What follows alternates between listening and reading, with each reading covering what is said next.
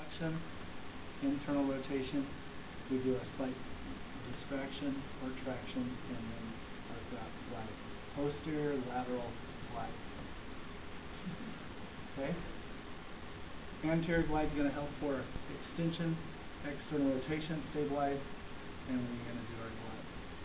Okay? Go ahead and land us now. Slide close to me. Okay.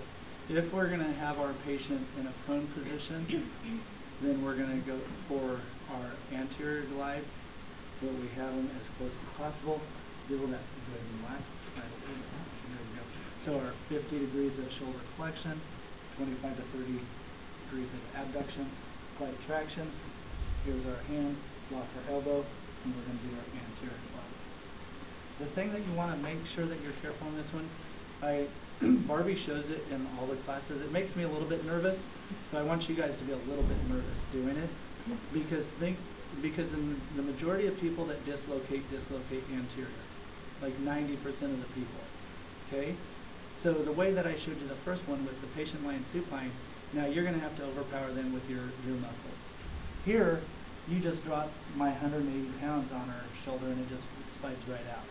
So that's where you have to be careful. Also, you have to think of the leverage. Right here we're saying that a loose pack position, make sure you keep it in that 50 degrees of flexion.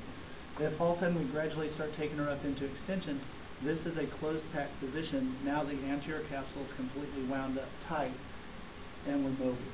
Not a loose pack position anymore. So it stays down here, like traction, and we do our glide. Did I scare you guys? A little bit, right? Because you really don't want to dislocate anyone's shoulder. You don't want to hurt them.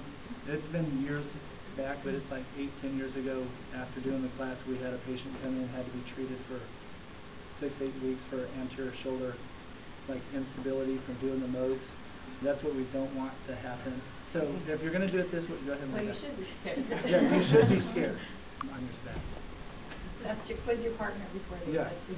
So before you jump right to doing the one prone, go ahead and feel comfortable with doing this.